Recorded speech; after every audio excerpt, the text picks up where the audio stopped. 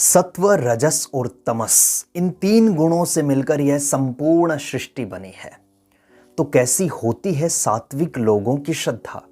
कैसी होती है राजसिक व तामसिक लोगों की श्रद्धा? कैसा होता है सात्विक, राजसिक व तामसिक आहार, यज्ञ, दान और तप? ये कैसे सात्विक, राजसिक व तामसिक हो जाते हैं?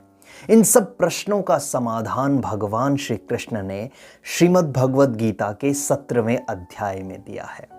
आइए श्रवण करते हैं 17वें अध्याय का सार। श्रीमद् भगवद गीता 17वां अध्याय, श्रद्धात्रय विभाग योग। अर्जुन कहते हैं, हे श्री कृष्ण, जो मनुष्य शास्त्र विधि को त्याग देते हैं और श्रद्धा से युक्त होकर देव आदि का पूजन करते हैं, उनकी स्थिति क्या होती है? उनकी वो श्रद्धा सात्विक होती है, राजसिक होती है या तामसिक? तब श्री भगवान कहते हैं, अर्जुन, मनुष्यों की स्वाभाविक श्रद्धा 3 प्रकार की होती है, सात्विक, राजसिक व तामसिक। अब मैं इन तीनों को विस्तार से कहूंगा।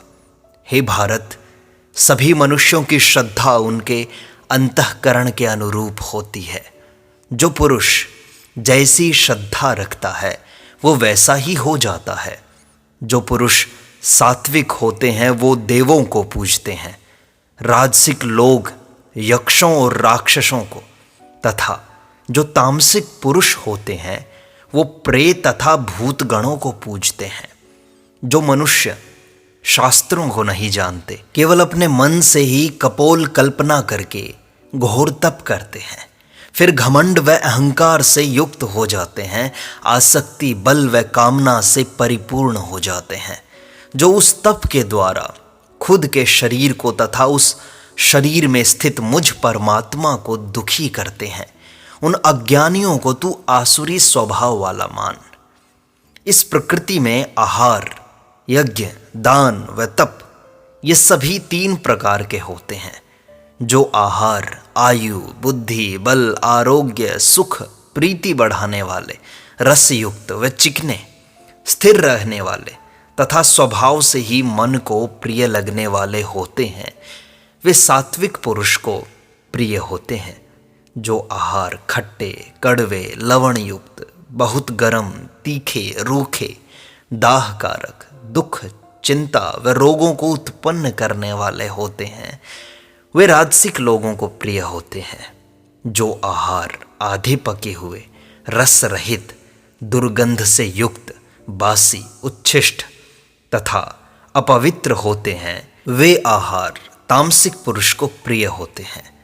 अब यज्ञ को बताते हैं। जो यज्ञ शास्त्र विधि से किया जाता है और जो निष्काम पुरुषों के द्वारा किया जाता है वह सात्विक है, परंतु जो केवल अहंकार को बढ़ाने के लिए फल को दृष्टि में रखकर किया जाता है वह राजसिक होता है। शास्त्र से विहीन, अन्नदान से रहित, बिना मंत्रों के, बिना दक्षिणा के तथा बिना श्रद्धा के जो किया जाता है वह तामसिक होता है। अब श्री कृष्ण 3 प्रकार के तप को समझाते हैं। देवता, ब्राह्मण, गुरु व ज्ञानी जनों का पूजन करना, पवित्रता, सरलता, ब्रह्मचर्य, अहिंसा, ये शरीर संबंधी तप हैं। क्रोधित न करने वाला, प्रिय व हितकारक, यथार्थ भाषण, स्वाध्याय तथा नाम जप के अभ्यास द्वारा वाणी संबंधी तप होता है। मन की प्रसन्नता, शांत भाव, भगवत चिंतन करने का स्वभाव, मन का निग्रह, अंतःकरण की पवित्रता, इस प्रकार का तप मन संबंधी होता है। फल को न चाहते हुए परम श्रद्धा से जो ये तीनों प्रकार का तप करता है वह तप सात्विक है। जो तप सत्कार, मान व पूजा के लिए, किसी स्वार्थ के लिए या पाखंड के लिए किया जाता है वह अनिश्चित व क्षणिक फल वाला तप राजसिक कहा गया है।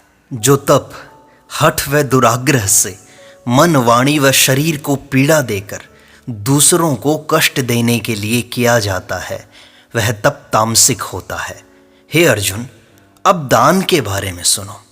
दान देना कर्तव्य है। इस भाव से जो दान देश काल व पात्र को यथा योग्य दिया जाता है वह सात्विक होता है, परंतु जो दान क्लेश पूर्वक अपना उपकार चुकाने के लिए फल को दृष्टि में रख कर दिया जाता है वह राजसिक है।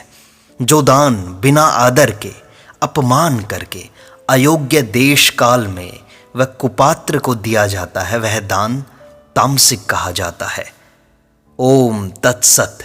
यह सच्चिदानंद ब्रह्म का नाम। इसी से आदिकाल में ब्राह्मण, वेद एवं यज्ञादि की रचना हुई। इसलिए सभी सात्विक यज्ञ, दान तथा तप की क्रियाएं ओम इस नाम का उच्चारण करके प्रारंभ की जाती हैं।